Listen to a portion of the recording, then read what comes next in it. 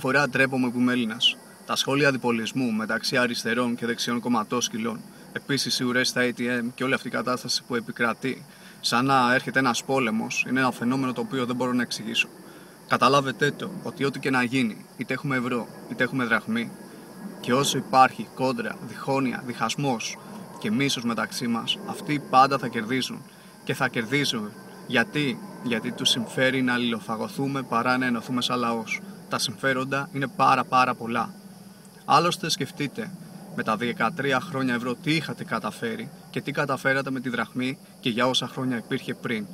Δείτε πότε είχατε αξιοπρέπεια και πότε δεν υπήρχαν αυτοκτονίες, εξαθλίωση και κατάθλιψη στο μεγαλύτερο μέρος του ελληνικού λαού.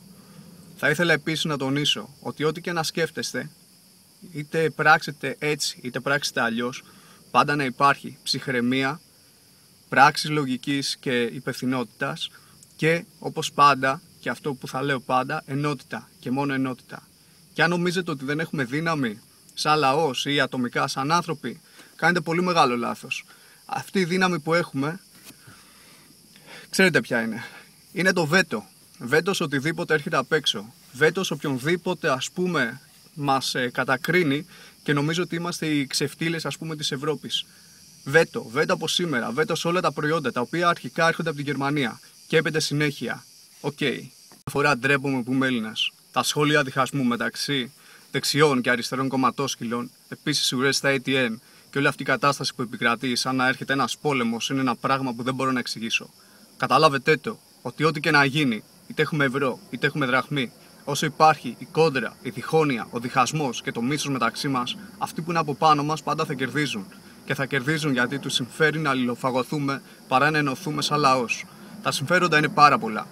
Άλλωστε, δείτε μόνοι σας, στα 13 χρόνια που είχαμε ευρώ, τι έχετε καταφέρει και για όσα χρόνια είχαμε δραχμή, τι είχατε καταφέρει. Δείτε επίσης πότε είχατε αξιοπρέπεια και πότε δεν υπήρχαν αυτοκτονίες, εξαθλίωση και κατάθλιψη στο μεγαλύτερο μέρος του ελληνικού λαού.